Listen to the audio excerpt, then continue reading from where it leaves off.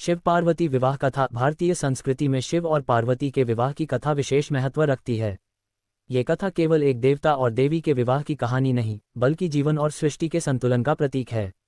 इस कथा में सच्चे प्रेम, त्याग, तपस्या और समर्पण का ऐसा अद्भुत समन्वय है जो हमें जीवन के उच्चतम आदर्शों की शिक्षा देता है। पार्वती का जन्म हिमालय के राजा हिमवान और रानी मैना के घर हुआ था। ये वही देवी सती का पुनर्जन्म थीं, जिन्होंने पूर्व जन्म में भगवान शिव से विवाह किया था, किंतु अपने पिता दक्ष के द्वारा शिव का अपमान करने पर स्वयं को योगाग्नि में भस्म कर दिया था। सती ने अपने अगले जन्म में पार्वती के रूप में जन्म लिया। पार्वती बचपन से ही भगवान शिव की पूजा और आराधना में रमी रहती थीं। उन्होंने शिव को अपने मन, तन और आत्मा से स्वीकार किया था।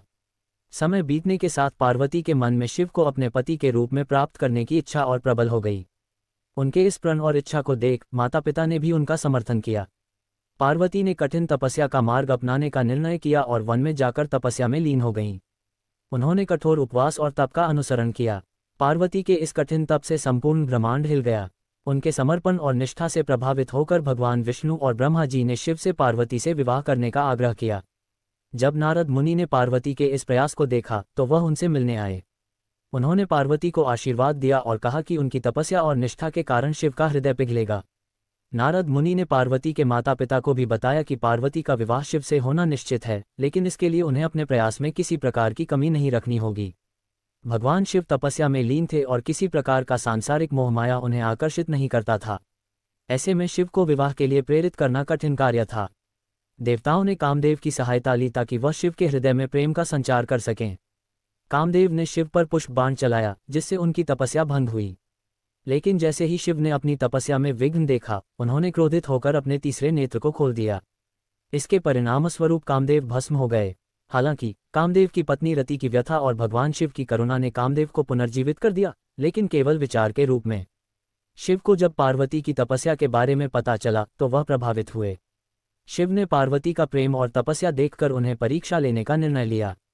शिव ने एक बूढ़े साधु का रूप धारण किया और पार्वती के समक्ष उपस्थित हुए। बूढ़े साधु ने पार्वती से कहा, तुम इतनी सुंदर हो, राजकुमारी हो, फिर ऐसे भिक्षुक, गृहहीन और एक तांत्रिक पुरुष को पति बनाने की इच्छा क्यों रखती हो, जिसे किसी बात का ख्याल नहीं है। पार्वती ने उत्तर दिया, भगवान शिव मेरे आराध्य हैं। मैंने जीवन का हर क्षण उन्हें अर्पित किया है और उनकी हर विशेषता, चाहे वह जैसी भी हो, मेरे लिए अत्यंत प्रिय है। पार्वती की निष्ठा और प्रेम देखकर शिव ने अपने वास्तविक रूप में प्रकट होकर उनसे विवाह का प्रस्ताव रखा। पार्वती अत्यंत प्रसन्न हुई और उनके माता पिता भी इस विवाह के लिए सहमत हो गए। शिव और पार्वती के विवाह की तैयारी शुरू हुई। विवाह की तिथि और स्थान निश्चित हुआ। हिमालय पर्वत पर विवाह का आयोजन हुआ। इस विवाह में संपूर्ण देवता, ऋषि मुनि और सभी जगत के लोग सम्मिलित हुए। शिव विवाह में जिस रूप में आए वह अद्भुत और चौंकाने वाला था। वह एक शमशान में रहने वाले, भभूत से लेपे हुए, गले में सर्प और मुंडमाला धारण किए हुए, बैल की सवारी पर सवार होकर आए। देवता और अन्य लोग शिव के इस रूप को देखकर चिंतित हो गए, लेकिन पार्वती का प्रेम शिव के इस रूप को भी स्वीकार करने के लिए तैयार था। विवाह समारोह में शिव और पार्वती का मिलन हुआ। इस अवसर पर ब्रह्मा जी ने विवाह के मंत्र उच्चारण किए और विष्णु जी ने वर के पिता का कर्तव्य निभाया। शिव और पार्वती का ये विवाह केवल प्रेम का प्रतीक नहीं, बल्कि सृष्टि के संतुलन का प्रतीक भी है। शिव का जीवन संन्यास और वैराग्य का प्रतीक था, जबकि पार्वती गृहस्थ और प्रेम की प्रतिमूर्ति थीं। दोनों का मिलन इस बात का प्रतीक है कि जीवन में संतुलन आवश्यक है। पार्वती ने शिव के जीवन में संतुलन और प्रेम का संचार किया।